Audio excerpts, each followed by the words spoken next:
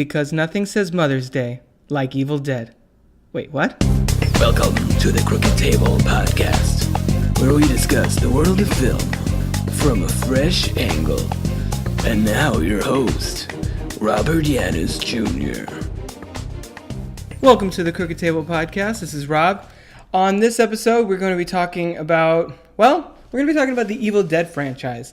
And if you listen to episode 50, where I sort of discuss a little bit of my long-term plans for the Crooked Table Podcast and the kind of things I want to cover, I'm really trying to get away from having every week be, or every episode, it hasn't been every week, unfortunately, lately, having every episode just be a review. We're going to talk about Avengers, we're going to talk about, Solo, which, believe me, we will get to Solo at some point when it comes out in a couple weeks. But I want to dive into more either commentary or analysis or discussion points of things happening in entertainment.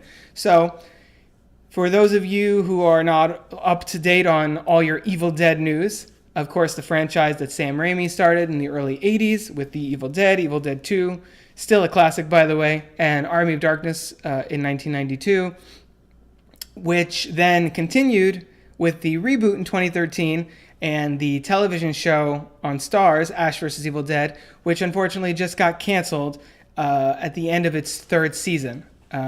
Luckily, the creators of the show, Bruce Campbell, Raimi and his team, they were all talking about this, looking at this finale and considering it basically a series finale, because word had been building for a while that Ash vs. Evil Dead was on its way out, and they wanted to make sure that the show had a sense of finality to it, which, having seen the entire series, and I think I've talked about that on the podcast before, you could see the first 2 seasons on Netflix, and I imagine season 3 will follow soon after.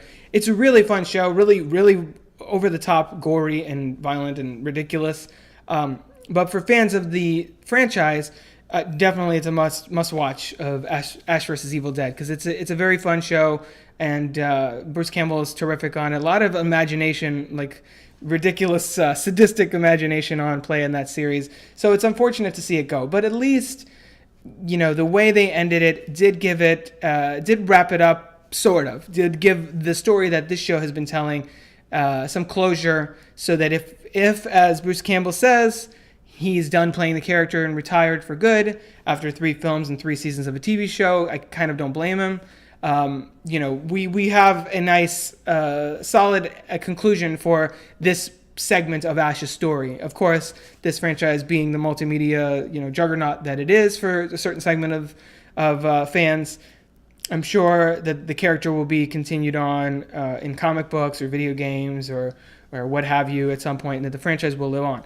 That being said, soon after the news, about a week or so after the news that the show had been canceled, and about a week or so previous to the recording of this episode, director Fede Alvarez, who directed the 2013 reboot Evil Dead, which starred Jane Levy, actually tweeted out, and I'll include this in the show notes at the bottom of this episode. He says, "Okay, time to ask this. What should I do?" And he did a poll of Evil Dead 2, Don't Breathe 2, which would be ostensibly a sequel to the 2016 film that he made, and Stop Making Movies. 70% went for Evil Dead 2, which it doesn't surprise me, because I'm pretty well versed in what's going on in film Twitter and in the entertainment community, I guess. And I know that there is a lot of love for Evil Dead, the reboot version from a few years ago, myself included. I own it on Blu-ray, and I've seen it a few times, and every time I watch it, I appreciate it more on its own merits, but also in the ways that it sort of redoes, but also reinvents and propels forward the Evil Dead franchise. And and this is basically the only, it has in common the basic premise of 5 friends go to a cabin and crazy shit happens and they all start dying. But it does do a lot of things different with it. I think creating a character that's so different from Ash in Mia, and having a tone that's way more in line with the straight up horror that the original Evil Dead was shooting for and didn't quite reach, I think was smart, as well as the fact that there's a whole subtext to the storyline in there where they don't take Mia and her account of what's going on as far as the entity in the forest seriously early on, because she's actually detoxing from drugs, and the way that her character evolves throughout the course of the film, essentially playing the hero and the villain, embodying the evil spirit in a way that Bruce Campbell did overall. I mean, I think probably the most impactful time that Ash was hero and villain was probably Army of Darkness. But even then, it was like an all decayed, blown up, like gross skeleton version of Ash at that point. But this was like full on dead-eye Mia terrorizing her friends, and then ultimately having to save the day. And I thought it was a really interesting aesthetic, and I was a huge fan of Fede Alvarez, his directorial work in that film, and subsequently I also really loved Don't Breathe. It was actually one of my favorite films of 2016. I think he has just a winning combination, a collaboration going really with Jane Levy on those two films, and I'm definitely consider him one of the top horror directors working today. That being said, I agree with Fede Alvarez's poll results that I think it is really time for Evil Dead 2, and there's a few reasons for that. Firstly, I mean, initially I was thinking that Jane Levy would be a great addition to Ash vs. Evil Dead. There was talk prior to season 3 that Ash was going to have a daughter, and it could have been a cool reveal for that to be Mia and have the Deadites sort of haunting that family in a way. They didn't go that direction, obviously, and he ended up having a daughter named Brandy, who was a great character on that show in her own right, teenager. And now that Ash vs. Evil Dead is over, I feel like that this story sort of closed the book on an element of the Evil Dead franchise. If we're gonna end Ash's story here, I think that the way that Ash vs. Evil Dead ends his story is the perfect jumping off point for Mia's story. So, spoilers for the series finale of Ash vs. Evil Dead. If you haven't seen it, like I said, the first 2 seasons are on Netflix, and season 3, I assume, will be on there sometime this summer, but I don't know for sure about that. The way that Ash vs. Evil Dead ends is there is basically a zombie apocalypse that is unleashed upon the world. Ash does what he can to prevent it, and there's a huge demon terrorizing his town, and so he basically sacrifices himself to destroy this demon. And, he bids adieu to his friends and sort of says goodbye to his daughter and blah, blah, blah, and goes to face the demon. And, we think, oh my God, are they going to kill Ash? This is one of horror's biggest icons. They can't possibly do that. Bruce Campbell is such I already said icon, but such a recognizable figure in that role. And, the fans constantly demand more of him, to the point that there was no Ash from 1992 to 2015, I think, when Ash vs. Evil Dead started. And they were still keeping the fires going for seeing him return to the role. So, of course, it's revealed in the end that he didn't die, that he was just sort of knocked out, and he awakens in a way, in a nod to, I think, the Army versus Darkness. This is all the versus stuff is confusing me. The Army of Darkness alternate ending. He awakes in like a post-apocalyptic, like a real post-apocalyptic sort of Mad Maxy style landscape, where there's this woman who's assisting him, and she's like part cyborg or robot in completely. It's unclear, and she's kind of gearing him up to go and do battle to face the Deadites. And that being said, I think that if they do continue Ash's story, there is a place to do so in comics or whatever in that post-apocalyptic setting. Sort of do, like if Army of Darkness was Ash taken all the way into the past, and, what would he be like in medieval times facing the Deadites? This could be the opposite of that. And like, okay, what if we take Ash and we take him into a far, far post-apocalyptic future? What would that be like? And in comic books, especially, or animation, or whatever they decide to do, if they decide to pursue that, you can really go crazy and have all kinds of insane sci-fi things that would be hard to pull off on a television budget. Had they been able to continue the show, I'm sure they probably would have ended up having him try and find a way to get back or something. Because because the characters of Pablo and Kelly are so important to Ash versus Evil Dead. So that's Ash's story. I think Ash is off the table for the Evil Dead 2 of the rebooted series. That being said, Evil Dead 2013 does end with sort of an apocalyptic event happening where Mia is battling Abomination Mia, as she's called, and it starts to rain blood and demons are unleashed, and it sort of implies that same kind of apocalypse is happening at the end of that film. So I think there's a way that Fede Alvarez, if they really do try to link up his film with the Raimi franchise, I think and it's not to say that Raimi's not involved in the reboot, because him and Bruce Campbell did produce it, and they were involved in the reboot and all that.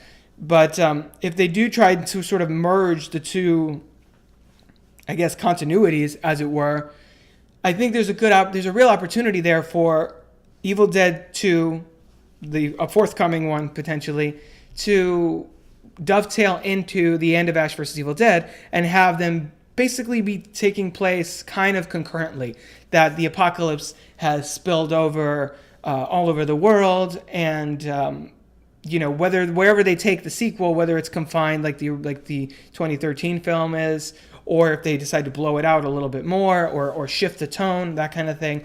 I think there's a real opportunity there to have that apocalyptic event, basically the end of the world, have that be the exact same, set in the exact same time within both the series finale of Ash vs. Evil Dead, as well as the conclusion of Evil Dead 2013. Now that opens up all kinds of possibilities. That means if they want to bring Pablo and Kelly into the film and have them team up with Mia, they could do that. If they want to, take Mia's character and maybe lighten the tone of Fede Alvarez's Evil Dead 2, they could do that, because those characters would allow that, and you can kind of take the franchise into wackier territory again, in the way that Raimi did with his Evil Dead 2 back in, I think, 1987. So I think there's a lot of potential in an Evil Dead 2 with Fede Alvarez.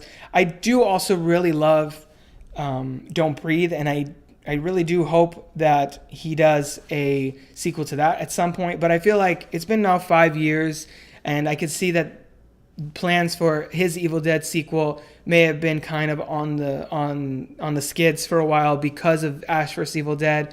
But now that show is wrapped up, I feel like it's now open season for Alvarez and Levy and the producing team of Raimi and Campbell probably to pick up the reins and take it moving forward from that point, sort of pass the baton off, as it were. It's unfortunate that we're never really going to get probably Mia and Ash teaming up together against the Deadites, but I think that there's an interesting opportunity here to sort of portray Mia and Ash as parallel figures in a way, and play with the narrative of what Ash's story has been about, and him being the prophesied one, and have Mia not take that role, but sort of pick up that mission in Ash's absence, and deal with the after effects of what happens at the end of Ash vs. Evil Dead. Now maybe Ash did defeat that demon. Maybe he took the brunt of fighting back the demons that were entering the world, and but there's still work left to be done. Well, that's where Mia and Pablo and Kelly could all run up together and take that, continue fighting the good fight, as it were. I mean, that's basically what Ash vs. Evil Dead has been about. And that show has enough of a following among fans of the franchise that it would be worth considering bringing Kelly and Pablo into it. I remember seeing, every time I saw something on social media about Ash vs. Evil Dead has been canceled, all the comments were like, all right, well, there goes my Starz subscription. That's the only thing I was subscribing for. And I'd be curious to know how much of a hit Starz really took based on letting that show go. And it's been a crazy season for TV series cancellations. I mean, everything that's been going on lately, the last few days with the whole Brooklyn Nine-Nine shakeup, NBC picking that up. It's been an interesting time, and you're seeing networks making a lot of maybe practical financially, but kind of ill-advised when it comes to the fan communities and really identifying the market that's out there. I would like to think that Fede Alvarez's film, or the sequel to his film, would be wise enough to pick up the pieces from the TV series and keep them going strong, especially since at the end of Ash vs. Evil Dead, Ash basically says that Kelly could be that hero. She could be that leader to keep fighting the Deadites. So it would be interesting to see what the dynamic would be like with Mia and Kelly and Pablo if they go that way. I mean, they might not go that way, and they might just continue doing just the straight and narrow path with Evil Dead 2, and just have Mia be in a different scenario. I don't know exactly where they would go with it, because the original Evil Dead trilogy is an interesting one, because Evil Dead 2 is like partially a remake of Evil Dead 1, and then kind of follows Ash in solitude for a little bit before he encounters other people, and then, they actually come to the cabin to him. So it'd be interesting to see how that goes. But either way, I think that Evil Dead 2 is a great idea, and I think right now the franchise was going strong, at least among the fan base, and that's that. They just really need to learn to capitalize on that. And I think the fact that Ash vs. Evil Dead was on a network without very many things, I mean, maybe some people were interested in the show but couldn't watch it because they didn't have a Starz subscription. They wasn't part of their cable package, and they weren't willing to spend $10 solely for that show. The hardcore fans, of course, were, and I was able to get around that between DVDs at the library, or just writing reviews of seasons of the season for WeGotThisCovered.com, and just keeping up with it that way. But I don't think this is a time to let the franchise sort of lie dormant. I think Alvarez needs to strike while the iron's hot, and I'm pretty sure that's what he was intending with his tweet of gauging people's interest. He's like, all right, well, maybe Evil Dead 2 makes sense, especially since that tweet came out a week after the show was canceled. I mean, don't tell me those two things aren't related. I think he is considering, all right, well, that's done now. Maybe now it's the right time to strike while the iron's hot, so to speak, and keep that Evil Dead franchise moving forward, because he had a lot of passion for it. And I remember soon after the movie came out, I think within a year, there was a talk of, maybe we could do another one. Maybe people will be into that, because it turned a profit and it got a strong critical reaction. And I think it's only gotten better with age over the last few years. And Don't Breathe proved that Fede Alvarez is not a fluke. It proved that Jane Levy is one of the most underrated scream queens of our time, which is interesting, considering that I haven't really seen her in that much. I didn't really watch Suburgatory. That's an interesting title. And I have seen her sporadically in films, but not really taking the lead like that. And she's blown me away in both of those films with her range and with her ability to sell not only the fear of it, but also be scary at the same time. So I'm really interested in seeing what Fede Alvarez and Levy do next, if indeed he does do a sequel to one of the films that she headlined. Hopefully it is Evil Dead 2, because like I said, I think the Don't Breathe sequel, if he does that, can wait. If he does something original, of course, I'd be down for that too. Really, pretty much anything this guy puts together, I'm there. I'm not really a huge horror head, in that I watch pretty much every horror film out there. In fact, I have my limits for things that I'm like, no, it's like, I'm not going to do that. But I really love his work, and he's got a great stylistic eye. And if anybody's going to take this franchise and move it forward, I think he proved with that film that he is very much the right man to keep this going and make subsequent films with Levy in front and center. So I just wanted to do a podcast episode about the Evil Dead franchise and my thoughts on this sort of crossroads that the Evil Dead franchise is on. It's been one that I've really enjoyed over the years. The original three films, especially Evil Dead 2, I think is pretty much a masterpiece of horror / comedy filmmaking. And one of Raimi's, probably, if not Raimi's best film, it's like right up there. And, I really hate to see something with such potential to basically go anywhere. And that's what the amazing thing about this franchise is that it has a mythology, but it's not, Lord of the Rings or the Marvel Cinematic Universe. Like, it's not tied to, okay, we've committed to this, now we have to. It plays fast and loose with the mythology and sort of tweaks the rules as it goes along, and just kind of finds ways to make good ideas come to life, regardless of whether or not they even make sense in the context of the story. Because honestly, when it comes down to it, the Evil Dead franchise is really all about having a good time, being scared and seeing some fucked up shit, and really reveling in in the energy that a really well-made scary movie can bring you, and what some of the the Sam Raimi and I stumbled over my words for a second. Sam Raimi, Bruce Campbell works, especially Army of Darkness, Evil Dead, and I guess the TV show. They find a way to toe the line between scary, funny, scary, funny, scary, funny, and I think that no franchise really does that as well as Evil Dead. So now that the show is over and fans are hyped to see what's next, I think it's the perfect time for Alvarez to make it happen. So I just wanted to throw out a podcast episode talking about that. It's a little bit of a slow week for movies. If you're looking for a film recommendation for me this week, last episode I talked about Avengers: Infinity War, highly recommended by both myself and Kai. I also reviewed Tully, the new Jason Reitman film starring Charlize Theron and Ron Livingston and Mackenzie Davis over on monkeysfightingrobots.com. So definitely check out my review. That's a highly recommended film. And I definitely think it's probably the most powerful, but I was going to say, but most fitting film playing now for Mother's Day, because it does really speak to what mothers go through and, the sacrifices they make, and really the power and burden of being a mom in the modern age. So if you're going to go see a movie for Mother's Day, I highly recommend taking your mom to go see Tully, or your wife if you have kids. Or girlfriend, whatever. And the only other movie I've really seen that's new release is Breaking In, starring Gabrielle Union, which I also reviewed for monkeysfightingrobots.com.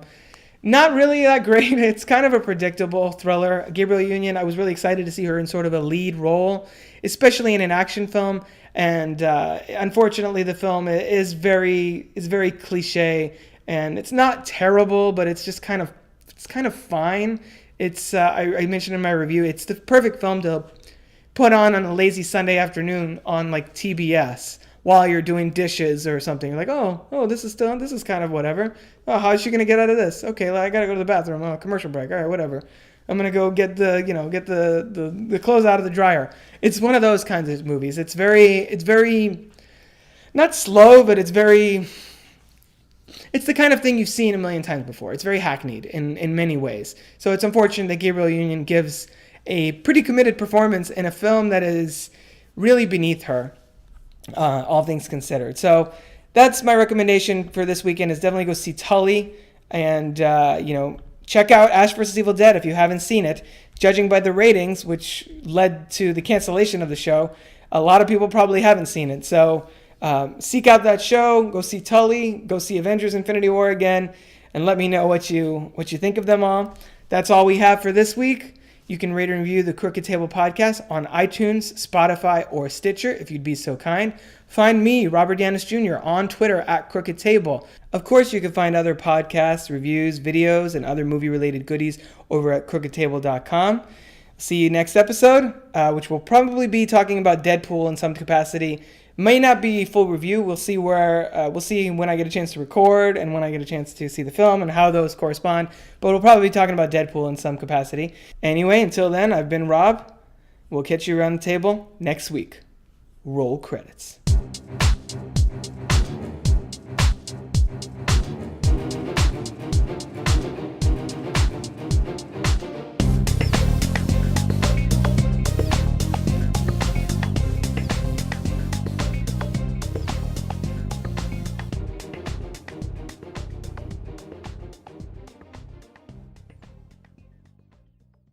This has been a production of crookedtable.com. All rights reserved. CROOKED.